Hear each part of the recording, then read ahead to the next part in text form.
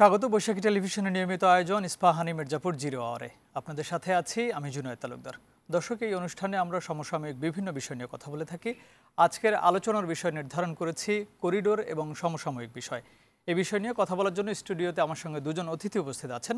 আমার সর্ববামে আছেন জনাব মোস্তফা কামাল, লেখক, সাংবাদিক ও কলামিস্ট, এবং আমার আরও সাথে আছেন সাইফুল হক, সাধারণ সম্পাদক, বিপ্লবী ওয়ার্কার্স পার্টি। আপনাদের দুজনকে স্বাগত জানাচ্ছি আমাদের আজকের অনুষ্ঠানে। প্রিয় দর্শক, মূল আলোচনায় যাওয়ার আগে আজকের বৈশাখী টেলিভিশনের প্রধান প্রধান শিরোনামগুলো দেখে আসতে চাই। সরকারি সেবা জনগণের দোরগোড়ায় পৌঁছে দিতে নাগরিক সেবা বাংলাদেশের যাত্রা শুরু, জনভোগান্তি কমাতে যুগান্তকারী ভূমিকা রাখবে বললেন প্রধান উপদেষ্টা। জাতীয় নিরাপত্তা ও সার্বভৌমত্বের স্বার্থে কাজ করছে সেনাবাহিনী, সংকটকালে ঐক্যবদ্ধ থাকার আহ্বান। সংবিধান ও জনপ্রশাসন সংস্কারের মৌলিক অনেক বিষয়ে রাজনৈতিক দলগুলোর সাথে ঐক্যমত্য হয়নি বললেন আলী রিয়াজ। বাড়ি বাড়ি গিয়ে জরিপ চালাবে বিবিএস। সংস্কারে বাধা আসলে প্রতিহতের হুঁশিয়ারি হাসনাত আবদুল্লাহর। সরকারি চাকরি সংশোধন অধ্যাদেশের খসড়া বাতিল নিয়ে সমঝোতা হয়নি। এবং গণতন্ত্র না থাকলে সংস্কার কাজে আসবে না, মন্তব্য আমির খসরুর। তারুণ্যের রাজনৈতিক অধিকার প্রতিষ্ঠায় বুধবার রাজধানীতে বিএনপির ৩ অঙ্গ সংগঠনের সমাবেশ। দর্শক, আমরা শিরোনামগুলো শুনছিলাম। এই অনুষ্ঠানটি বৈশাখী টেলিভিশনের ইউটিউব চ্যানেল এবং ফেসবুক পেজে সরাসরি সম্প্রচারিত হচ্ছে। আপনারা সংযুক্ত থেকে প্রশ্ন এবং মতামত জানাতে পারেন। আজকে আমরা আলোচনার বিষয় নির্ধারণ করেছি, আগেই বলেছিলাম করিডোর এবং সমসাময়িক বিষয়। প্রথমে যেতে চাই সাইফুল হক আপনার কাছে। করিডোর নিয়ে মাঝখানে অনেক দিন কথা হচ্ছিল বিশদভাবে, বিভিন্ন রাজনৈতিক দলগুলো কথা বলছিলেন, সামাজিক যোগাযোগ মাধ্যমে কথা হচ্ছিল, গণমাধ্যমে কথা হচ্ছিল। পরে যখন প্রধান উপদেষ্টার পদত্যাগের বিষয় নিয়ে আলোচনা শুরু হলো, তখন করিডোর নিয়ে একটু কথা কম হচ্ছিল। আবার করিডোরের কথা আমরা শুনতে পাচ্ছি। আমি যে বিষয়টা জানতে চাই, করিডোর নিয়ে যে বিষয়ে কথা হচ্ছে, যত কথা হচ্ছে, বিষয়টা কি আসলে তত বড়, নাকি আমরা সবাই কথা বলে এটাকে অনেক বড় করে ফেলেছি? কারণ আমি যদি বলি, জাতীয় নিরাপত্তা উপদেষ্টা খলিলুর রহমান বলেছেন যে করিডোর বলে কিছু নেই, শুধু রাখাইনে মানবিক সাহায্য পাঠানোর জন্য একটি ব্যবস্থা করা বা সেটা নিয়ে আলোচনা করা হয়েছে। একটু বিস্তারিত জানতে চাই। জি, আপনাকে ধন্যবাদ। আপনার সহ আলোচক ভাইকে শুভেচ্ছা জানাই। দর্শক শ্রোতা, আপনাদেরকেও আমি সালাম জানাই। এই মধ্যরাতে যারা এখনো জেগে আমাদের অনুষ্ঠান দেখছেন, আপনি যেটা বললেন, আমার মনে হয় যে এটা সরকারের দিক থেকেই এর প্রধান দায়িত্বটা মানে সরকারের উপদেষ্টাদের বিভিন্ন পরস্পর বিরোধী বক্তব্য ইস্যুটাকে অনেক বেশি আলোচনার মধ্যে এটাকে নিয়ে আসছে। প্রথম যখন জানলাম জাতিসংঘের মহাসচিবের আসা, তারপরে 2জন উচ্চপদস্থ মার্কিন কর্মকর্তা ঢাকা সফর শেষে ফিরে যাওয়ার পরে, তখন আমরা জানলাম পররাষ্ট্র উপদেষ্টা, যাকে আমরা দায়িত্বশীল মানুষ হিসাবে যাকে আমরা চিনি, তিনি বললেন যে সরকার রাখাইনে মানে খাদ্য পীড়িত মানুষের কাছে খাদ্য পৌঁছানোর জন্য জাতিসংঘের তত্ত্বাবধানে তারা একটা মানবিক করিডোর দেওয়ার একটা নীতিগত সিদ্ধান্ত নিয়েছে। এরপরে বেশ কদিন এটা নিয়ে আর কোনো কথা হয়নি। রাজনৈতিক দলগুলো যখন এটা নিয়ে কথা বলেছে, আমরা যখন সমালোচনা করেছি, তখন প্রধান উপদেষ্টার প্রেস সচিব তখন তিনি বললেন যে না, এই ধরনের কোনো আলোচনা বা কোনো সিদ্ধান্ত হয়নি। আরও একজন উপদেষ্টা এরকম আরও একটা পরস্পর বিরোধীকে বললেন। সর্বশেষ যেটা আপনি উল্লেখ করলেন, সরকারের ওনার যে জাতীয় নিরাপত্তা উপদেষ্টা খলিলুর রহমান, তিনি যেটা বললেন, তার কথার মধ্যে আবার নতুন বিতর্কে জন্ম দিয়েছে, নতুন বিভ্রান্তির জন্ম দিয়েছে, নতুন প্রশ্নের জন্ম দিয়েছে। বললেন করিডোর বিষয় কিছু নেই এবং ভবিষ্যতেও এটা হবে না, আগ বাড়িয়ে আরও সেটা বললেন। এরপরে তো যেটা বললেন যে তারা একটা খাদ্যের জন্য একটা প্যাসেজ তারা ওখানে দিতে চান। তো বাস্তবে করিডোর সুবিধা আর প্যাসেজ এর মধ্যে মৌলিক পার্থক্য কী, এর মধ্যে আর সত্যি কোনো পার্থক্য আছে কিনা, এটা হয়তো এ ব্যাপারে আরও যারা বিশেষজ্ঞ তারা ভালো বলতে পারবেন। কিন্তু এ পর্যন্ত মনে হয় না যে আমরা যে উদ্দেশ্যে করিডোর দেওয়া, একই উদ্দেশ্যে প্যাসেজ বলেন বা যাবার রাস্তা করে দেওয়া বলেন, এটা একই উদ্দেশ্য। এটা তার মানে হচ্ছে যে সরকার তারা যে আলোচনা করেছেন, তারা যে এক ধরনের মতামত গঠন করেছেন, তারা যে এক ধরনের নীতিগত সিদ্ধান্ত নিয়েছেন, সেটা নিরাপত্তা উপদেষ্টার বক্তব্যের মধ্য দিয়ে সেটা কিন্তু স্পষ্টতই বেরিয়ে আসছেন। তিনি আবার, এবং এটা তার বক্তব্য কিছুটা হিউমিলিয়েটিং, আবার বললেন যে পররাষ্ট্র উপদেষ্টা স্লিপ অফ টাং হিসাবে তিনি করিডোরের কথাটা উল্লেখ করেছেন, তো যেটা বলতেন অকল্পনীয়।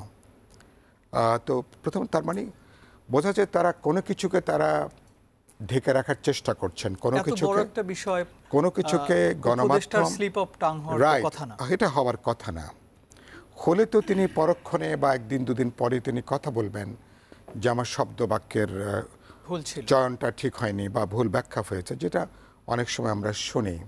তার বয়ানে কিন্তু কোনো কথা আমরা কিন্তু শুনিনি। তার মানে সরকার কোনো কিছু লুকানোর চেষ্টা করছে, কোনো কিছু আড়াল করার চেষ্টা করছে, কোনো কিছু ঢাকার চেষ্টা করছে, যেটা নিরাপত্তা উপদেষ্টার বক্তব্যের মধ্য দিয়ে যেটা পরিষ্কার করে বেরিয়ে এসছে। এক ধরনের আলোচনা আছে, তাদের এখন ভাবনা চিন্তাও আছে। তো মানে এখন বেরিয়ে এসছে রাজনৈতিক দলের আপত্তি সমালোচনার পরেও সরকার এই জায়গা থেকে তারা এখনো সরে আসেনি। তো যেটা যেটা যেটা উদ্বেগজনক এবং যেটা আমরা তীব্র সমালোচনা করছি, কারণ হচ্ছে যে আমরা 17 সাল থেকে তো আমরা একটা মানবিক দায়িত্ব পালন করে আসছি এই 13 থেকে 14 লক্ষ রোহিঙ্গাদেরকে আশ্রয় দিয়ে। বাংলাদেশ সাম্প্রতিককালে এটা একটা বিশাল একটা মানবিক দায়িত্ব, এবং আমরা আমাদের অভ্যন্তরীণ যতগুলো সংকটের মধ্যে আছি, বরঞ্চ নিরাপত্তা উপদেষ্টা তিনি প্রথমে একটা চমক দেবার জন্য তিনি দায়িত্ব নেবার পরপরই বললেন 1,80,000 রোহিঙ্গারা আগামী 6 মাসের মধ্যে মানে তারা রাখাইনে তাদেরকে পাঠানো যাবে। ওমা, তারপরে 2-1 দিন পরে দেখলাম গণেশ উল্টে গেল। এরপরে তথ্য আসা শুরু করলো গত 10 মাসে না 12 মাসে নাকি 1,20,000 রোহিঙ্গা শরণার্থী নতুন করে বাংলাদেশে তারা ঢুকে পড়েছেন, এবং তাকে আবার দ্বিগুণ তিনগুণ প্রমোশন দিয়ে বাংলাদেশের 53-54 বছরে যেটা হয়নি, এক ধরনের জাতীয় নিরাপত্তা উপদেষ্টা, যার জাতীয় নিরাপত্তা নিয়ে যার কোনো পেশাগত জানাশোনা আছে কিনা, দক্ষতা আছে কিনা, যার কোনো অভিজ্ঞতা আছে কিনা আমরা জানি না, এটা করা হয়েছে। নতুন নতুন প্রশ্ন তৈরি করেছেন। এবং সাম্প্রতিককালে আমি মাঝখানে একটা জিনিস একটু বলছি, বাক্যটা শেষ করি। সাম্প্রতিককালে সরকারের সাথে সেনাবাহিনীর এক ধরনের টানাপোড়েনের যে কথা আমরা শুনতে পাচ্ছি, নানা গণমাধ্যম বলছে, দেশের এবং বিদেশের গণমাধ্যম বলছে, এবং সেখানেও ডক্টর খলিলুর রহমান বা এই নিরাপত্তা উপদেষ্টার তারও নাকি একটা ভূমিকা নাকি সেখানে পাওয়া যাচ্ছে, তারও এক ধরনের সংশ্লিষ্টতা পাওয়া যাচ্ছে।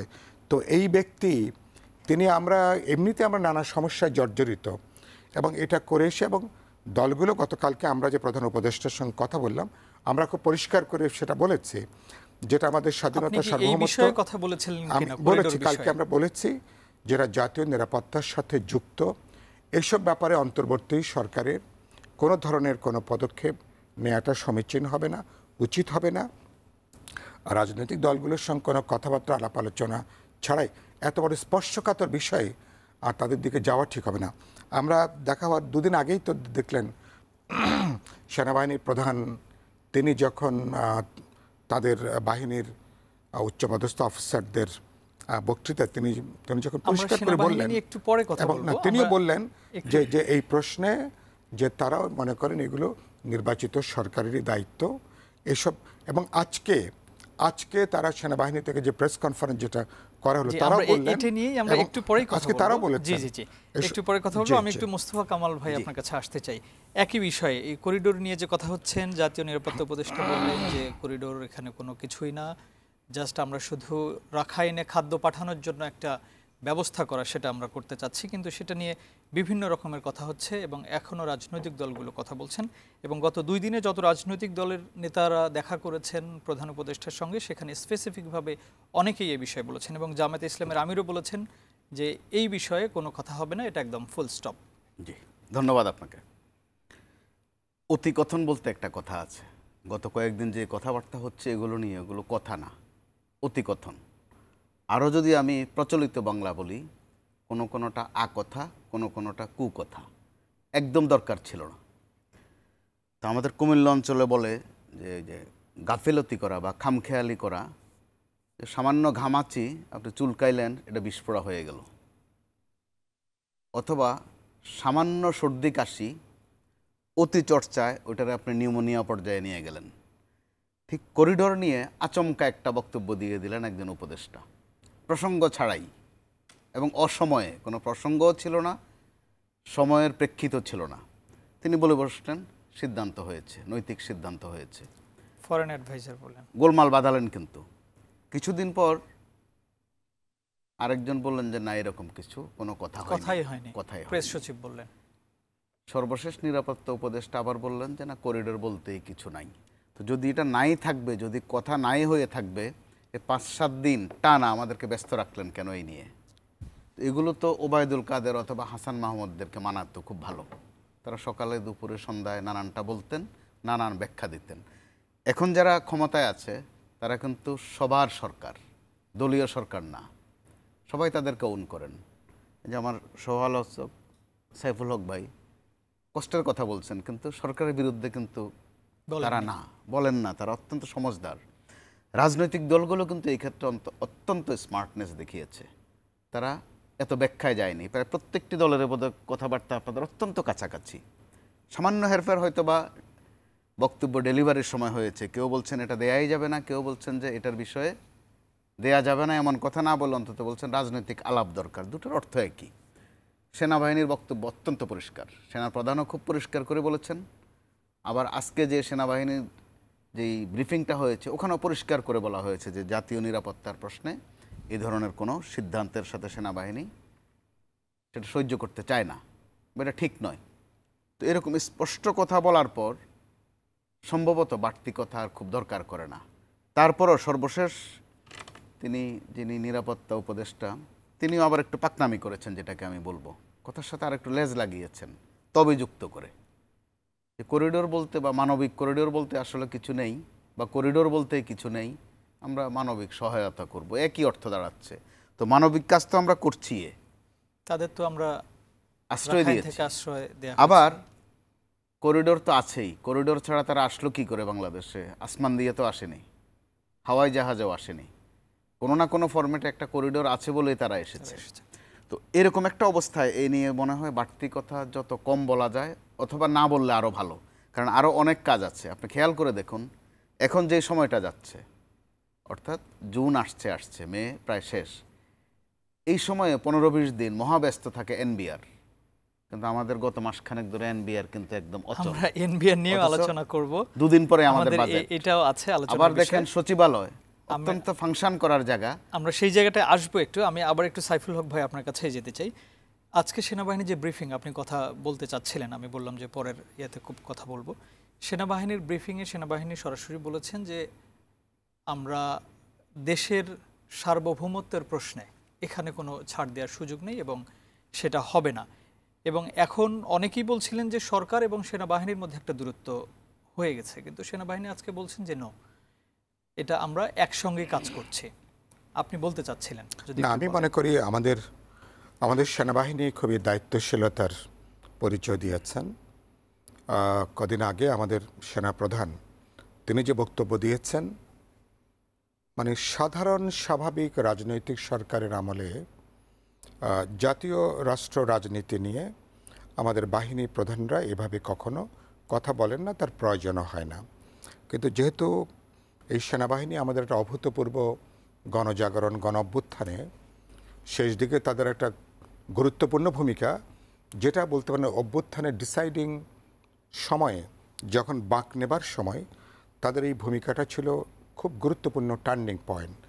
এবং পরবর্তীকালে আমরা ক্যান্টনমেন্টে, বঙ্গভবনে বলতে পারেন এই সশস্ত্র বাহিনীর তত্ত্বাবধানেই আমাদের 3 বাহিনীর প্রধান, বিশেষ করে সশস্ত্র বাহিনীর প্রধান এবং তার উদ্যোগে আমরা সংকটেই হাসিনার পালিয়ে যাওয়ার পরে যে পরিস্থিতি, এই পরিস্থিতি কিভাবে উত্তরণ হবে, ইন্টারিম সরকার হবে, অনেকগুলো বিষয়, অনেকগুলো মডালিটিস নিয়ে আমরা কথাবার্তা বলেছি। যে বৈঠকগুলোতে আমি নিজে উপস্থিত ছিলাম সেটা আপনারা জানেন। এবং তার মানে যে তারা ঘটনাচক্রে তাদেরকে রাষ্ট্র রাজনীতির মধ্যে তাদেরকে যুক্ত হতে হয়েছে। তো ফলে এখন এবং গত 10 মাসও আমরা দেখছি অন্তর্বর্তী সরকারকে তারা তাদের জায়গা থেকে তারা সর্বোচ্চ সহযোগিতা করবার যে তৎপরতা সেটাও আমরা লক্ষ্য করেছি। এখনও পর্যন্ত এক ধরনের সামাজিক নৈরাজ্য চলছে। সশস্ত্র বাহিনী যদি মাঠে না থাকতো তাহলে বোধ করি পরিস্থিতি আরও অনেক বড় ধরনের অবনতি হওয়ার আশঙ্কা ছিল। ফলে তারা এইসব নিয়ে কিছু কথাবার্তা বলবেন, তো এটা স্বাভাবিক। কারণ বরঞ্চ যে ধরনের অস্থিরতা তৈরি হয়েছিল সরকার পরিস্থিতি সামাল দিতে না পারার জন্য, তারা বরঞ্চ সরকারকে আশ্বস্ত করতে চেয়েছেন, দেশবাসীকে তারা আশ্বস্ত করতে চেয়েছেন। এবং সেই জায়গা থেকে আমি মনে করি মানুষ তাদের বক্তব্যটা খুব ইতিবাচকভাবে নিয়েছে। পার্টিকুলার করে করিডোর বন্দর ইস্যুতে তাদের যে ইঙ্গিত যে এটা পরবর্তী নির্বাচিত সরকার এসব সংবেদনশীল গুরুত্বপূর্ণ বিষয় যার সঙ্গে আমাদের জাতীয় নিরাপত্তা যুক্ত তারা সিদ্ধান্ত গ্রহণ করবেন, মানুষ খুব ইতিবাচকভাবে মানুষ নিয়েছে। এবং আজকে প্রেস ব্রিফিংও তারা যেটা উল্লেখ করেছেন, মনে করি এটাও রাজনৈতিক দল এবং জনগণের সাধারণ যে মনোভাব তারই একটা রিফ্লেকশন এটা হয়েছে। তেমনি আমি মনে করি আমাদের সেনাবাহিনী খুবই দায়িত্বশীল ভূমিকা পালন করছেন এবং এক ধরনের সামাজিক যোগাযোগ মাধ্যম বা নানাভাবে এক ধরনের সরকারের সাথে সেনাবাহিনীর একটা বৈরিতা তৈরি করবার যে নানা মহলের যে তৎপরতা, বরঞ্চ আমি মনে করি এর আগের দিন সেনাবাহিনী প্রধানের বক্তব্য এবং আজকে প্রেস ব্রিফিং যেটা হয়েছে তার মধ্যে এবং গত দুদিন ধরে আমরা যে আলোচনাও করেছি তাতে আমি দেখছি যে অর্থাৎ আমরা সেনাবাহিনী আজকে আশ্বস্ত করেছেন সরকারের সঙ্গে সেনাবাহিনীর কোনো দূরত্ব নেই, বরঞ্চ সরকারের নির্দেশনায় তারা কাজ করছেন এবং এটা সহযোগিতার মনোভাব নিয়ে তারা কাজটা করবেন। এটা আমি মনে করি দেশের বিদ্যমান যে পরিস্থিতি এ ধরনের একটা বক্তব্যটা অত্যন্ত জরুরি ছিল এবং আমি বিশ্বাস করতে চাই এটা শুধু একটা প্রেস ব্রিফিংয়ের কথা না, কার্যতই আমি গতকালকে লাস্ট যে কথাটা বলেছিলাম প্রফেসর ইউনুসকে যে আমরা বিচার সংস্কার এবং নির্বাচন একটা গণতান্ত্রিক যে ট্রানজিশন, এখানে সরকার, এখানে নির্বাচন কমিশন, রাজনৈতিক দল, ভোটার এবং সশস্ত্র বাহিনী সহ এটা একটা সম্মিলিত একটা অর্কেস্ট্রার মতন একটা যৌথ একটা তৎপরতার মধ্য দিয়ে আমরা আসলে আমাদের বিদ্যমান চ্যালেঞ্জগুলোকে আমরা নিজেরা মোকাবেলা করব এবং গণতান্ত্রিক ভোটের মধ্য দিয়ে নির্বাচন এবং নির্বাচিত সরকারের উত্তরণের মধ্য দিয়ে আমরা একটা ডেমোক্রেটিক ট্রানজিশনের পথে হাঁটব। আমি বিশ্বাস করতে চাই সেদিক থেকে গত কদিনের চেয়ে আজকের এই বিবৃতিটাও আমাদের অনেকগুলো আলোচনা, অনেকগুলো টেনশনের সেটা অবসান ঘটাবে, সরকারও আস্থাবোধের জায়গাটা পাবে, মানুষের মধ্যে উদ্বেগ উৎকণ্ঠা জায়গাটা কমবে। জি, ধন্যবাদ আপনাকে। মোস্তফা কামাল, সেনাবাহিনী আজকে ক্লিয়ার করলেন, অনেক মানুষ বলছিলেন বিভিন্ন জায়গায় যে সরকার এবং সেনাবাহিনীর মধ্যে একটা দূরত্ব তৈরি হয়েছে, কিন্তু আজকে সে বিষয়টা ওনারা বললেন এবং একই সঙ্গে বললেন যে বাংলাদেশের মানুষের জানমালের নিরাপত্তার জন্য যা করা দরকার আমরা আছি মাঠে, আমরা এটা করব এবং দেশের সার্বভৌমত্ব যেন কোনোভাবেই হুমকির মুখে না পড়ে সেজন্য যা করার সেটা আমরা করব। তারা আরও কয়েকটা বার্তা দিয়েছেন খুব পরিষ্কার করে। সর্বশেষ যে বার্তাটা যুক্ত করেছেন যে সীমান্তে আমাদের বিজিবি যে দায়িত্ব পালন করছে, যদি প্রয়োজন হয় তারা ওই দায়িত্ব পালন করবে, সরকারের নির্দেশ থাকলে তারা। এর আগেরগুলো হচ্ছে মনে করিয়ে দেয়া, তারা কিন্তু ম্যাজিস্ট্রেসি পাওয়ার নিয়ে মাঠে আছে, কিন্তু খুব খেয়াল করবার মতো বিষয় ম্যাজিস্ট্রেসি পাওয়ারে থাকলে যে একটা ভাব অথবা হাকডাক থাকে সেনাবাহিনী কিন্তু সেটা দেখাচ্ছে না, একেবারেই নিয়মিত অন্য বাহিনীগুলোর সাথে সম্পূরক হয়ে কাজ করছে, লো প্রোফাইলে থেকে। জি, তো এটা কিন্তু একটা ইতিবাচক দিক। আবার সেনাপ্রধানও তার জায়গা থেকে কিন্তু অবস্থান পরিষ্কার করেছেন বারবার। একটা পর্যায়ে তো তিনি এমন কথাও বলেছেন সতর্কতা দিতে গিয়ে যে পরে কিন্তু আমাকে দায়ী করতে পারবেন না, বাজে পরিণতি যখন ভোগ করতে হবে আপনারা সবাই সাবধান হন বলেছেন, সংযত হন। এরপরে যে একটা বিষয় নিয়ে গত 10-15 দিন আবার টানা চলছিল করিডোরের বাইরে যে নির্বাচন কবে, স্বাভাবিকভাবে এই প্রশ্নটা থাকবে। একটা পর্যায়ে দেখা গেল সেনা প্রধান একদম ডিসেম্বর মাস ধরে এই কথাটা বলেছেন, সেটা মানুষের জানার একটা আকাঙ্ক্ষা ছিল, তার এই কমিটমেন্ট ছিল গত এবং অগাস্টের পরেই কিন্তু উনি এটা বলেছিলেন সেপ্টেম্বরের 25-26 তারিখের দিকে সম্ভবত 18 মাসের মধ্যে যেন নির্বাচন হয়। তাহলে ওই টাইম ফ্রেম ধরলে তিনি তার ফ্রেমের মধ্যে আছেন, মনে করিয়ে দিয়েছেন। তো সেখান থেকে সরকারের উপলব্ধির একটা বিষয় আছে। আবার ঠিক ওই সময়টাতেই নড়াচড়া বলতে যেটা বোঝায়, সরকারের মধ্যে আমরা একটু নড়াচড়া দেখেছি, রাজনৈতিক দলগুলোকে আবার একটু এন্ট্রেন্স দেয়া, তাদের সাথে একটু বৈঠক করা, কিন্তু এগুলো যেন বারবার হতে থাকলে কিন্তু ওনাদের সাথে যে বৈঠকটা হয় প্রধান উপদেষ্টার একটা ভ্যালু আছে, কিন্তু বারবার আপনি বৈঠক করবেন, লাইন ধরে দাঁড়াবেন, হাসি দিবেন, একটা ছবি তুললেন, এই যে ফটো সেশন, এটা যেন ফ্যাশন না হয়ে যায়, এটা সেশনও যেন না থাকে, ফ্যাশনও যেন না হয়, মানুষের আস্থা নষ্ট হবে বারবার একই জিনিস দেখতে থাকতে। আর এর মধ্য দিয়ে যেখানে নির্বাচনের ট্রেনটা চলছে, ট্রেন কিন্তু চলা শুরু হয়েছে, ডিসেম্বরে হোক আর জানুয়ারিতে হোক বা আরও আগেই হোক, নির্বাচন কমিশন কিন্তু পথে ঘাটে আমরা দেখছি কিন্তু স্টপেজে না, স্টপেজের আশেপাশে চেইন টেনের ট্রেন কিন্তু থামানো হচ্ছে। আজ থামাচ্ছে তিতুমির কলেজ, কাল থামাচ্ছে জগন্নাথ কলেজ, পরশু থামাচ্ছে সচিবালয়, ডাক্তাররাও নামছেন, নার্সরাও নামছেন, আজকে সম্ভবত দুঃখিত গতকাল সম্ভবত প্রাথমিক শিক্ষকরাও নেমে পড়েছেন। এগুলো কিন্তু ভালো লক্ষণ নয়। সর্বশেষ যে দুটো আমি বলছিলাম বক্তব্যের শুরুতে, একটা এনবিআর, খুবই দামি প্রতিষ্ঠান অন্তত এই সময়ের জন্য, কয়েকদিন পরে আমাদের বাজেট, আবার সচিবালয়। আমরা এনবিআর এবং এই ধর্মঘট নিয়েই কথা বলবো। আমাদের একটা বিজ্ঞাপন বিরতির সময় হয়েছে, আমরা বিজ্ঞাপন বিরতি থেকে ফিরে কথা বলবো। প্রিয় দর্শক, ইস্পাহানি মির্জাপুর 0 নিচ্ছি ছোট্ট একটা বিরতি, ফিরছি একটু পর, আমাদের সাথেই থাকুন।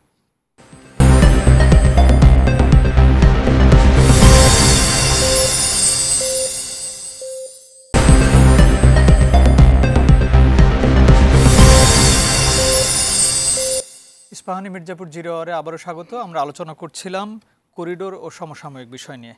আমরা আবারও আসবো একটু সাইফুল হক ভাই আপনার কাছে। একটু আগে যে আলোচনাটা করছিলাম সেটা দিয়ে আরও একটু আলোচনাটা করতে চাই, আর একটা প্রশ্ন রাখতে চাই। নির্বাচনের রোডম্যাপ তো সরকারের দেওয়ার কথা, সেখানে সেনাবাহিনীর প্রধান তিনি নিজেই কেন আগে থেকে এই রোডম্যাপের কথা বলছেন?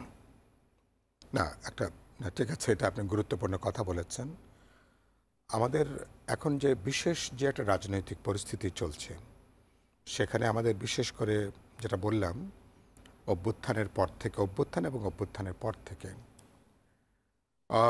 সেনাবাহিনী, আমরা যে পরিস্থিতি, তাতে সেনাবাহিনী তারা যদি এই সময়কালে অভ্যুত্থানকে রক্ষা করা, অভ্যুত্থানের অর্জনটাকে ধারণ করা, পরবর্তীকালে গত 9-10 মাসে নানা ধরনের অভ্যুত্থানকে ব্যর্থ করবার জন্য অন্তর্বর্তী সরকার বলি, অভ্যুত্থান বলি, আমাদের নতুন পরিবর্তনকে এটাকে নানাভাবে নাশকতার মধ্য দিয়ে এটাকে অকার্যকর করবার যে তৎপরতা, সেখানে নিশ্চয়ই আপনি একমত হবেন, সেখানে সশস্ত্র বাহিনীর একটা গুরুত্বপূর্ণ ভূমিকা সেখানে ছিল স্বাভাবিকভাবেই। এবং অভ্যুত্থানের পরপরই সমাজে নানা অংশের মানুষের অনেকের ধারণা ছিল, অনেকের হয়তো আকাঙ্ক্ষাও ছিল যে তাহলে এখন কি, হোয়াট নেক্সট, এটা তো তখন অনেকেই এরকম দাবিও রাজপথে ছিল, সেনাবাহিনী ক্ষমতা দখল করবে কিনা, বা এরকম পরিস্থিতিতে একটা নির্দিষ্ট সময়ের জন্য যে পরিস্থিতি তৈরি হয়েছে হাসিনা উত্তর বাংলাদেশে, তাতে দেশে একটা নিয়মতান্ত্রিক জায়গায় ফিরিয়ে আনার জন্য যাবে কিনা, সেনাবাহিনী সে পথে তারা হাঁটেনি। এবং গত 9-10 মাস ধরে তারা চেষ্টা করতে, তাদের পেশাগত দায়িত্বের মধ্যে থেকে যতখানি তারা সরকার এবং এই ডেমোক্রেটিক প্রসেসকে সহযোগিতা করা যায়, সেদিক থেকে আমাদের সবচেয়ে অর্গানাইজড আমাদের পেশাদার অংশের তাদের ভাবনা চিন্তা কি, এটাও জনগণের নানা অংশের জানা বোঝার একটা কিন্তু আকাঙ্ক্ষা আছে। এটা অফিসিয়াল না হলেও এটা মানুষের একটা আকাঙ্ক্ষার জায়গাটা আছে, তারা তো সমাজের বাইরে না। এবং এটা তো আমাদের অন্য দেশের মতন মার্সেনারি কোনো সেনাবাহিনী না, কোনো ভাড়াটিয়া কোনো জায়গা থেকে না, তারা এই সয়েলের মানুষ, তো সে জায়গা থেকে তারা মানুষের এই ডেমোক্রেটিক ট্রানজিশনে মানুষের আকাঙ্ক্ষাটা অথবা তাদের চিন্তাটাও তারা একভাবে তারা ব্যক্ত করেছেন। স্বাভাবিক অবস্থায় এটা বলবার কথা না, যেহেতু আমরা একটা ট্রানজিশনের মধ্যে আছি, বরঞ্চ এই কথা বলাতে বরঞ্চ মানুষের আস্থাবোধের জায়গাটা তৈরি হয়েছে, বিশ্বাসটা তৈরি হয়েছে, সেদিক থেকে তারা কথাটা তারা উল্লেখ করেছে। ধন্যবাদ আপনাকে। মোস্তফা কামাল ভাই, একই বিষয় একটু ছোট করে বলবেন, আমরা অন্য একটা বিষয়ে যাব। যে অন্যান্য সময় যেটা হয় যে মানুষ কিন্তু ভাবতে থাকে যে এই বুঝে সেনাবাহিনী ক্ষমতা নিয়ে নিল যেহেতু এই ধরনের পরিস্থিতি তৈরি হলে, কিন্তু এবার উনি বারবার বলছেন তাড়াতাড়ি নির্বাচন হোক, গণতান্ত্রিক সরকার ক্ষমতায় আসুক। তিনি গণতান্ত্রিক সরকার দেখতে চান, নির্বাচিত সরকার দেখতে চান, এই অভিপ্রায় কিন্তু তিনি ব্যক্ত করেই আসছেন।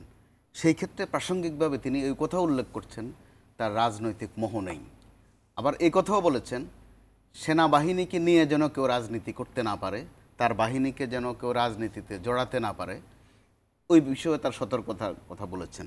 আবার ইতিহাস বলছে আমাদের সেনাবাহিনীকে নিয়ে অথবা সেনাবাহিনীকে দিয়ে যারা রাজনীতি করার চেষ্টা করেছেন বাংলাদেশের গত কয়েক বছরে বা পরিপূর্ণ সময় ও স্বাধীনতার সময় থেকে ধরে হয় পতিত হয়েছেন, নিপীড়িত হয়েছেন, জেলে গেছেন অথবা দেশান্তরী হয়েছেন। প্রত্যেকটা উদাহরণ কিন্তু আছে। কারণ আমাদের সেনাবাহিনীর যে ঐতিহাসিক ভূমিকা আপনি ৭১-এ দেখেন, আমাদের যে জনযুদ্ধ নেতৃত্বটা সেনাবাহিনী, সবসময় সেনাবাহিনী ওখানে উল্লেখ করতে হয় মানুষের পাশে থেকে 30 সেকেন্ড সময় দেন আমাকে। ওখানে একটা উল্লেখযোগ্য ইংরেজি শব্দ ছিল, 2 শব্দে, উই রিভোল্ট। ওটা সেনাবাহিনীর কাছ থেকে এসেছিল।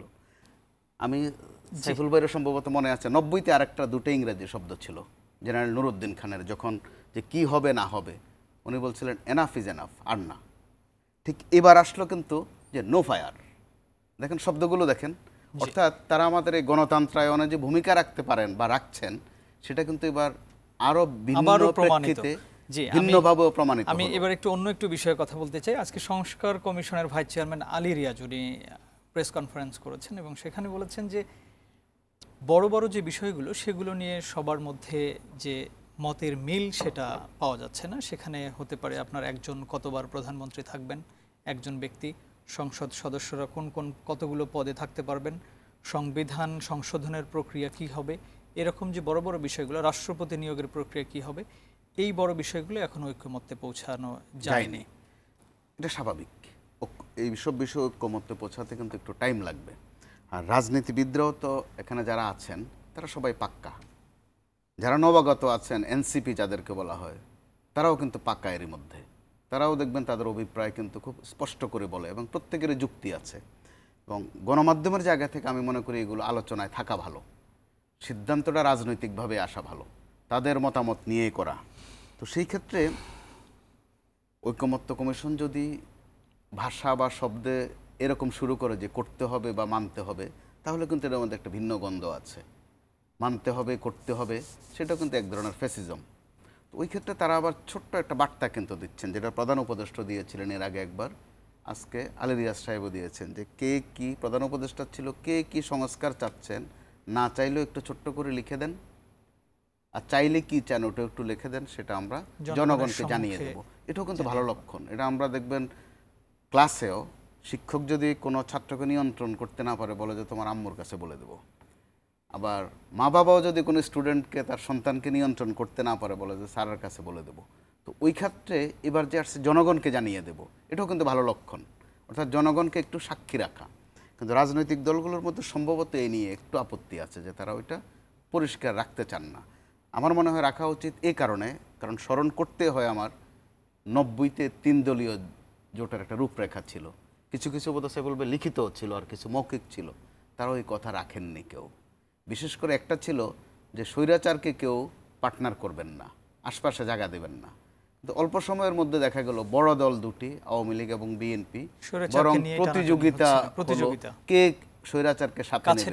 কারণ ওখানে ভোটের একটা অঙ্ক ছিল, ওই অঙ্কটা এখনো আছে, মোটামুটি অঙ্কটা এখনো আছে। যে অঙ্ক থাকাতেই জাতীয় পার্টি যে প্রাসঙ্গিক নয়, তারপরে ওই পার্টির চেয়ারম্যান বলছেন তারা অনেক ভোট ধারণ করেন, অনেক ভোট তাদের হাতে আছে, তাদেরকে যেন আওয়ামী লীগের মতো নিষিদ্ধ করা না হয়, সেটা তাদের মূল বেদনা, ভয়টাও তাদের ওখানেই। তো এরকম একটা অবস্থায় একটু নোট ডাউন থাকা বোধহয় ভালো, মন্দ না। হয়তো বা রাজনীতিবিদদের জন্য খুব সম্মানের হবে না, কিন্তু তারপরও আলোচনা অন্তত চলতে থাকুক, সেটা আমার মনে হয় মন্দের ভালো। যে কে কী চাচ্ছেন সেটা নোট থাকুক, জাতি জানতে থাকুক এবং মনে রাখুক। আর প্রেক্ষিত বা সময় বদলেছে, মানুষ কিন্তু মনে রাখে। ওবায়দুল কাদের সাহেব উদাহরণ হিসেবে বলি, লিখিত থাকবে। ওবায়দুল কাদের সাহেবের আজকে আপনি ফেসবুক জুড়ে দেখেন, এক পাশে ভাসছে যে পালাবো না, প্রয়োজনে ফখরুল সাহেবের বাসায় যাব, আরেক ফাঁকে ভাসছে পাশেই যে উনি বাথরুমে 5 ঘন্টা, দুটা কিন্তু পাশাপাশি, মানুষ বলে না এগুলো। আমি একটু সাইফুল হক ভাই আপনার কাছে আবার একই প্রশ্ন নিয়ে আসতে চাই। সংস্কার কমিশনের ভাইস চেয়ারম্যান যিনি আজকে প্রেস ব্রিফিং করেছেন, উনি বলেছেন যে বড় বড় যে বিষয়গুলো আছে সেই বিষয়গুলো এখনো ঐকমত্যে পৌঁছাতে পারেননি। সেই ক্ষেত্রে কি নির্বাচন তাহলে আরো একটু? না, আপনাকে ধন্যবাদ। না, আমি মনে করি যে আমরা যেহেতু এটার সাথে যুক্ত, গত 29 এপ্রিল আমরা এর আগেও মতামত দিয়েছি। 29 এপ্রিল আমাদের সাথে 4 ঘন্টার উপরে লম্বা মিটিং হয়েছে এবং আরও জুনের প্রথম থেকে আবার দ্বিতীয় দফায় আলোচনা হবে।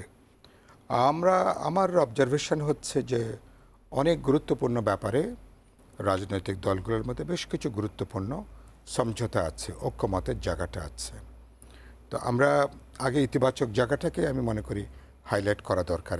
এক, আর এই প্রফেসর আলী রিয়াজের বক্তব্যের মধ্য দিয়ে তাদের ইন্টেনশনটাও কিছুটা বেরিয়ে আসছে। তারা পরোক্ষভাবে, যদি তারা স্বীকার করছেন কোনো কিছু তারা চাপিয়ে দিচ্ছেন না, কিন্তু পরোক্ষ একটা ইঙ্গিত আছে, তারা এমনভাবে হাজির করছেন যাতে যেটাকে একটা চাপ মনে করবার একটা যৌক্তিক কারণও থাকতে পারে। আর রাজনৈতিক দলগুলো আপনার রাতারাতি 53-54 বছর যে আমাদের রাষ্ট্রের বয়স, তো ফলে এবং সেখানে এসে তারা এই মাত্র 3-4-5 মাসে তারা সমস্ত ব্যাপারে একমত হয়ে যাবেন, ঐক্যমত কমিশন যেভাবে চাইছেন, এরকম আকাশ কুসুম চিন্তা না করাটা ভালো। এবং এই চিন্তাটা বাস্তবতা বর্জিত, এবং তারা, আমি মনে করি এই ব্যাপারে প্রফেসর ইউনুস যেটা বলেছেন, তিনি যৌক্তিক কথা বলেছেন, সেখানে দাঁড়ানো উচিত। সরকার কোথায় দাঁড়াবে, ঐক্যমত কমিশন কোথায় তারা দাঁড়াবেন, যেখানে ন্যূনতম ঐক্যমতের জায়গাটা, যেখানে বটম লাইন হচ্ছে যেখানে, এবং তাদের কাজটা অনেকখানি সহজ হয়েছে। আমি তাদেরকে বলেছি, আমরা বিপ্লবী ওয়ার্কার্স পার্টি আরও অনেক বছর আগে থেকে নানা রিফর্মের এজেন্ডা নিয়ে যাচ্ছি। গণতন্ত্র মঞ্চ, বিএনপি সহ রাজপথের যে বিরোধী দলগুলো, আজ থেকে 3 বছর আগে আমরা 31 দফা আমরা কিন্তু প্রস্তাবনা দিয়েছি। তার মানে এটা আমাদের প্রায়র কমিটমেন্ট দেশের কাছে, এটা আমাদের অঙ্গীকার যে আমরা হাসিনা পরবর্তী বাংলাদেশে, যেহেতু আমরা পুরনো জমানায়, পুরনো আমলে ফ্যাসিবাদী দুঃশাসনের আমল থেকে বেরিয়ে আসার জন্য রাষ্ট্র, সরকার, সংবিধানের অনেকগুলো গণতান্ত্রিক রিফর্ম লাগবে।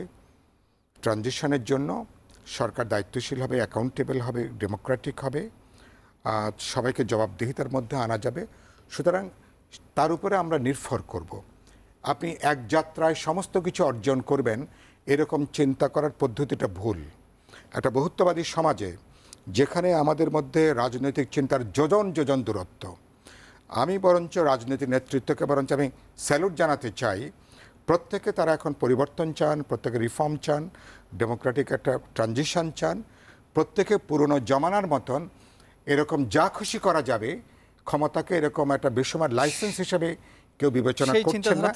এই জায়গাটা দাঁড়ানো দরকার, যেটুকু এবার অর্জন করা যায়। বাকিটা কি হবে, বাকিটা একটা ওপেন এন্ডেড ডিসকাশন হিসাবে থাকবে।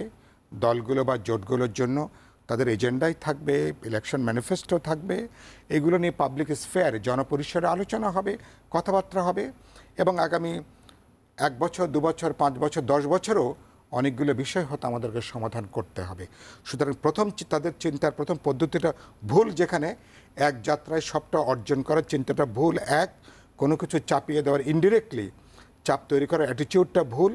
3 নাম্বার হচ্ছে, হ্যাঁ, যৌক্তিকভাবে এই 2য় দফা যেসব প্রশ্নে আমরা কাছাকাছি আসতে পারি, কিছু আলাপ আলোচনা হবে, বোঝাপড়া হবে, আরও কিছু প্রশ্নে হয়তো আমরা একমত হতে পারবো। সুতরাং এটাকে লজিক্যালি, র্যাশনালি কথা বলা, আলাপ আলোচনা করা, একটা পারসুয়েসিভ জায়গাগুলো থেকে যতখানি বের করে আনা যায়, that should be the attitude. না হলে ঐক্যমত কমিশনের মতামত না হলে, যেটা আপনি ইঙ্গিত করছিলেন, তাহলে নির্বাচন আরও ডিলেইড হবে। এটা খুবই আত্মঘাতী চিন্তা, ভুল চিন্তা, আত্মঘাতী চিন্তা। এটা তাদের দায়িত্ব না। এটা ঐক্যমত কমিশনকে এই জন্য আমরা গঠন করি নাই, বা সরকার এই জন্য এটা কিন্তু হয় নাই। তারা ন্যূনতম ঐক্যের জায়গায় দাঁড়াবেন।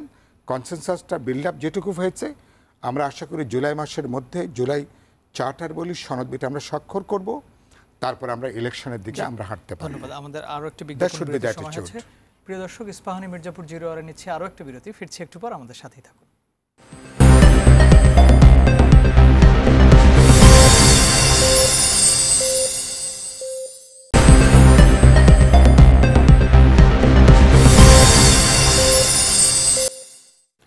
আবারও স্বাগত ইস্পাহানি মির্জাপুর 0 আওয়ারে। প্রিয় দর্শক, আমরা কথা বলছিলাম করিডোর এবং সমসাময়িক বিষয় নিয়ে। মোস্তফা কামাল ভাই, সমসাময়িক বিষয় নিয়ে একটু আবারও আসতে চাই। অনেকেই বলছেন যে এখন দাবি দেওয়ার একটা মৌসুম চলছে, আন্দোলনের একটা মৌসুম, এবং এখন আন্দোলন করলে হয়তো অনেক কিছু খুব সহজেই পাওয়া যাচ্ছে। সেক্ষেত্রে আমি বলতে চাই যে সচিবালয় আন্দোলন চলছে, যেটা আপনি প্রথম ধাপে বলার চেষ্টা করেছিলেন। সহকারী শিক্ষকদের আন্দোলন শুরু হয়েছে, এনবিআর এর আন্দোলন ছিল, সেটা আপাতত স্থগিত করা হয়েছে, এবং ওনারা এখন এনবিআর এর চেয়ারম্যানের পদত্যাগ চাচ্ছেন, তার উপর আস্থা রাখতে পারছেন না। এই আন্দোলনের প্রেক্ষিতেই আজকে হাসনাত আব্দুল্লাহ বলেছেন যে এভাবে সরকারকে প্রেসারে রেখে কোনো কিছু দাবি দেওয়া আদায় করতে চাইলে তাহলে জনগণকে নিয়ে তাদেরকে প্রতিহত করা হবে। জি, এখনো আমি একটু ভালো দিক দেখছি যে জনগণকে সাথে রাখবেন বলছেন, জি, এটাও পজিটিভ দিক। নিজেরা করবেন সেটা বলেননি, অর্থাৎ সবাই জনগণকে একটু মান্য করার অভ্যাসটা তো গড়ে উঠছে। তো ওই ক্ষেত্রে কারণ ঐকমত্য কমিশন যেভাবে আপনারা কিসে একমত হন নাই ওটা জানান দিচ্ছে প্রতিদিন, কিন্তু অনেক বিষয়ে যে তারা একমত হচ্ছেন ওই ভালো খবরটুকু কিন্তু ইমফেসিস ওইভাবে দেয়া হচ্ছে না। এটা রাজনীতিবিদদের প্রতি কিন্তু এক ধরনের অসম্মানের বলেছেন। তত্ত্বাবধায়ক সরকার ছোট্ট করে নিয়ে কারোরই অসম্মান, সবাই কারণ মাথায় নিতে হবে আলী রিয়াজ অথবা যারা এখন এসব কথা বলছেন এসি রুমে বলছেন, আজ থেকে বছর 3 আগে বিএনপি যখন রাস্তায় দাঁড়ানোর অবস্থা ছিল না, তাদের পার্টি অফিসের নাম ছিল অপরাধের রাজ্য, পুলিশি ভাষায় ক্রাইম সিন। ওই সময় বিএনপি 31 দফা দিয়েছে সংস্কারের জন্য। এটা কিন্তু বাংলাদেশের রাজনীতিতে আমরা 31 দফা দিয়েছি আমরা। জি, তো ওই সময় ভাবা যায় যে যারা অপোজিশনে আছে তারা সরকারের চোখের দিকে চোখ দিয়ে সংস্কারের কথা বলে, শুধু সরকারকে সংস্কার হইতে বলে না, নিজেরাও সংস্কার হবে সেটা বলে। এটা হয়তো অদূর ভবিষ্যতে বাংলাদেশে এ নিয়ে অনেক গবেষণা হওয়ার মতো বিষয় কিন্তু সেটা। তো এই ক্ষেত্রে রাজনীতিবিদরা যেন আহত না হন ওইটা মাথায় রাখার একটু দরকার আছে। আর যেটা বললেন যে দাবিনামা, যেহেতু 15 বছর, এটা চট করে বলা হয় 15 বছর কোথায় ছিলেন, তো 15 বছর কোথায় ছিলেন যিনি প্রশ্ন করেন তিনিও জানেন। 15 বছর এসব দাবি উত্থাপন করা যায়নি বলেই তো এখন করছে। দাবি উত্থাপন করার বিষয়ে প্রধান উপদেষ্টারা কিন্তু একটা সিগন্যাল ছিল, তিনি বলছিলেন যে এই দাবি উত্থাপন এবং প্রয়োজনে তার যদি সমালোচনাও করতে হয় সেটাও করা যাবে, তো মন্দ দিক তো না। কিন্তু এর ফাঁকে আমরা কিন্তু মাঝে মধ্যে একটু ভিন্নতা দেখছি। ভিন্নতা কি? মিটার রিডারও নেমে যাচ্ছে, অটোরিক্সাওয়ালাও নেমে যাচ্ছে, রেলওয়ের মাস্টার রোলের কর্মচারীও নেমে যাচ্ছে। এখন নেমে যাচ্ছে বলবো নাকি নামিয়ে দেয়া হচ্ছে, এটা কিন্তু একটা প্রশ্ন দেখা যায়। আনসারদের ক্ষেত্রে কিন্তু প্রমাণ হয়েছে যে তাদেরকে পোশাক পরিয়ে, আজকে নতুন পোশাক পরিয়ে নামিয়ে দেওয়া হয়েছে। আমাদের ওবায়দুল কাদের সাহেব যিনি এর আগের মন্ত্রী ছিলেন, ওনার আজকে একটা ক্লিপ ফাঁস হয়েছে, আমরা শুনেছি। সেখানে উনি বলেছেন উনি 3 মাস অপেক্ষা করছিলেন বাংলাদেশে এবং যে গার্মেন্টসে যে আন্দোলন গ্রহণ হচ্ছিল সেটাকে পুঁজি করে কিছু করা যায় কিনা। তো প্রথমত তাহলে কি এগুলো কি সেই রিলেটেড কিছু কিনা? 10 মাস পর যেহেতু তিনি আবার আবৃত্তি শুরু করেছেন, তো তার আবৃত্তি কোনটা সঠিক কোনটা বানানো, রচনা লিখতে গেলে কাগজও লাগে, কলমও লাগে, কলমের ভিতরে আবার কালিও লাগে। তো ওনার সবগুলো ঠিকঠাক আছে কিনা এগুলো তো আমরা জানি মোটামুটি। তো একটা হাইপ হয়তো তোলার চেষ্টা করছেন, আবৃত্তি আবার করছেন, ইংরেজিও বলছেন 2-1টা আগের মতো। অর্থাৎ তারা যে সংশোধন হয়েছেন বা হবেন ওইটার বার্তা কিন্তু নাই। আবার আপনার ওই বাস্তবতা তো মাথায় নিতে হবে। স্বয়ং সাবেক প্রধানমন্ত্রী যেটা বলে গেছেন যে ভারতকে যা দিয়েছি তারা মনে রাখবে, কনফিডেন্সের সাথে বলেছিলেন, এবং ভারত যে মনে রাখছে বা রেখেছে আমরা সেটা কিন্তু প্রতিদিন দেখছি। ভারত মানে প্রতিবেশী। কি প্রতিবেশী? আমরা বলি যে প্রকৃতির উপর কারো হাত নেই, কিন্তু আমাদের মাশাআল্লাহ এমনই প্রতিবেশী তারা আমাদের প্রকৃতিও পাল্টে দিতে পারে, আমাদেরকে বর্ষা দিতে পারে, বন্যা দিতে পারে, আমাদের মরুময়তা দিতে পারে, অসীম ক্ষমতাধর তারা কিন্তু এই প্রশ্নে। তো সেই ক্ষেত্রে তারা সবাই আমানে আসেনে ভারতে আছেন, ওখান থেকে দুষ্টামি করবেন, ওইটাকে ষড়যন্ত্র না বলে ধরে নেওয়া যায় এটাই তাদের রাজনীতি এই মুহূর্তের জন্য। তো সেই ক্ষেত্রে ওবায়দুল কাদেরের যে বক্তব্য এসেছে, না আসলেও তো পারত, যেহেতু এসেছে আমার মনে হয় রাজনৈতিক দলগুলোর এখানে ফটো সেশন, যেটা আমি শুরুতে বলছিলাম, সেশন ফ্যাশন না করে তাদের উপর সতর্ক হওয়ার বিষয় রয়েছে। এখান থেকে ভাবনার খোরাক আছে, চিন্তার বিষয় আছে, সিদ্ধান্ত নেওয়ার বিষয় আছে। আপনাকে একই প্রশ্ন করতে চাই। আন্দোলনের সময় চলছে এখন, দাবি দেওয়ার আন্দোলন, সচিবালয়ে হচ্ছে, এনবিআরে হয়েছে, এখন সহকারী শিক্ষকদের হচ্ছে, পল্লী বিদ্যুতের সেখানে হচ্ছে, বললেন ভাই মিটার রিডারদের কথা, এবং হাসনাত আব্দুল্লাহ যেটা বলেছেন যে জনগণকে সাথে নিয়ে প্রয়োজনে আবার তারা মাঠে নামবেন এবং প্রতিহত করবেন। আমি আপনাকে একটু পেছনে ফেরাই। পৃথিবীর সুন্দরতম একটা শহর প্যারিস শহর বলা হয় না? প্যারিসে আজ থেকে প্রায় 200 বছর থেকে বা 1871 সালে প্যারি কমিউন শ্রমিকদের প্রথম রাষ্ট্র। প্যারিস হচ্ছে পৃথিবীর উন্নত বা অসাধারণ সুন্দর শহরগুলোর মধ্যে। একই সাথে প্যারিস বিখ্যাত হচ্ছে একদিকে রাজনৈতিক তত্ত্বের জন্য, রাজনৈতিক দর্শনের জন্য, আরেকদিকে মাঠে রাজনৈতিক তৎপরতার জন্য। এখনও পর্যন্ত পৃথিবীর সবচেয়ে সুন্দর বা বড় শহরগুলোর মধ্যে প্যারিস হচ্ছে আন্দোলনের সবচেয়ে সরব, সবচেয়ে সক্রিয় শহর এখনো পর্যন্ত, এবং সেটা আমরা গত বছরও এবং দেখেছি। গত বছরও দেখছেন। এবং এটার জন্য ফলে আরেকটা খুব মনে পড়লো, এবং এই আন্দোলন যখন করে মানুষ, যখন একটা অন্যায়ের প্রতিবাদ করে, মানুষ যখন প্রতিবাদ করে, প্রতিরোধ করে, ওই সময়টা মানুষের অসাধারণ একটা সৌন্দর্যের জায়গা থাকে। এর যদি আপনি বলেন যে মানুষ যখন একটা প্রতিবাদ করে, প্রতিরোধ করে ন্যায্য দাবিতে, অন্যায়ের বিরুদ্ধে, এই মানুষ এটা অসাধারণ মানুষ। এটা নিয়ে আমরা আরেকটা দিন কথা বলবো, আন্দোলনের এই নান্দনিক পাঠটা নিয়ে। তো ঢাকা হচ্ছে এই অঞ্চলে আন্দোলনের একটা বড় একটা জায়গায়, আমাদের এই অঞ্চলের মধ্যে, এশিয়ার এই অঞ্চলের মধ্যে ঢাকাতে আন্দোলন হবে। দুর্ভাগ্যজনকভাবে যারা এখন সরকার গঠন করেছেন, একসাথে অনেক জায়গায় তারা হাত দিয়ে ফেলেছেন। রাষ্ট্র রাজনীতি কীভাবে অপারেট করে, একটা প্রতিষ্ঠান চালানো, এনজিও চালানো, একটা কোম্পানি চালানো, আর গোটা রাষ্ট্র প্রশাসন চালানোর মধ্যে আকাশ আর জমিন ব্যবধান। 10 মাসও তারা এটার কোনো কুল কিনারা করতে পারেননি। সব জায়গায় তারা হাত দিয়ে ফেলছেন। এই যে সরকারি কর্মচারী কর্মকর্তাদের ব্যাপারে তারা যেগুলো চাপিয়ে দেওয়ার চেষ্টা করছেন, এই কাজটা তারা নির্বাচিত সরকারের জন্য তারা রেখে দিতে পারতেন। অনেক জায়গায় তারা হাত দিচ্ছেন, এর তাৎপর্য, গভীরতা বিষয়গুলো না জেনে, না বোঝে। সুতরাং সেই জায়গাগুলো সরকারকে একটু একটু কাণ্ডজ্ঞানে পরিচয় দেওয়া দরকার। আর হাসান আবদুল্লাহর কথা বললেন, এগুলো তারা জনগণকে সাথে নিয়ে আবার একটা মবের মতন করে আবার তারা দাঁড়িয়ে যাবেন, আবার কর্মচারীদের বিরুদ্ধে তারা দাঁড়িয়ে যাবেন, এরকম ভূমিকা নিশ্চয়ই তাদেরকে আমরা দেখতে চাইব না। তাদের উচিত হবে সংযত হওয়া, কথা বলা। এবং এরা অনেক এখানে কর্মচারীরা তাদের দীর্ঘ একটা অভিজ্ঞতা আছে। সুতরাং এগুলোকে এটা যৌক্তিক আলাপ আলোচনা লাগবে, বোঝাপড়া লাগবে, কোনটা এখন করা যাবে আর কোনটা ভবিষ্যৎ নির্বাচিত সরকারের জন্য লাগবে। এই রেশনাল একটা আলাপ আলোচনার মধ্য দিয়ে সমস্যাগুলো সমাধান শেষ করব। তার আগে আপনাকে ছোট্ট করে আরেকটু জানতে চাই, অভ্যুত্থানের বিভিন্ন পক্ষের মধ্যে যে এই যে এখন সংশয় এবং আস্থার সংকট চলছে, সেই ক্ষেত্রে আসলে নির্বাচনটা কেমন হবে ছোট করে একটু বলবেন, আমাদের একদমই সময় নেই। নির্বাচন বরঞ্চ এই যে পরিস্থিতি চলছে, নির্বাচন যত প্রলম্বিত হচ্ছে, আমার আশঙ্কা তত বেশি অস্থিরতা বেড়ে যাওয়ার আশঙ্কা আছে, ঝুঁকিটা বেড়ে যাওয়ার আশঙ্কা আছে। সামাজিক নৈরাজ্য, যেটা ইতিমধ্যে একটা রাজনৈতিক নৈরাজ্যে চেহারা নিচ্ছে, এটা আরও বাড়া যাওয়ার আগেই দলগুলোকে আস্থায় নেওয়া, গুরুত্বপূর্ণ অংশীজনদের সঙ্গে আলাপ আলোচনা করে যথাসম্ভব যদি আমরা যৌক্তিক সময়ের মধ্যে নির্বাচন করে বেরিয়ে যেতে পারি, সম্ভবত এটাই সরকারের জন্য বড় সাফল্যের জায়গা হবে।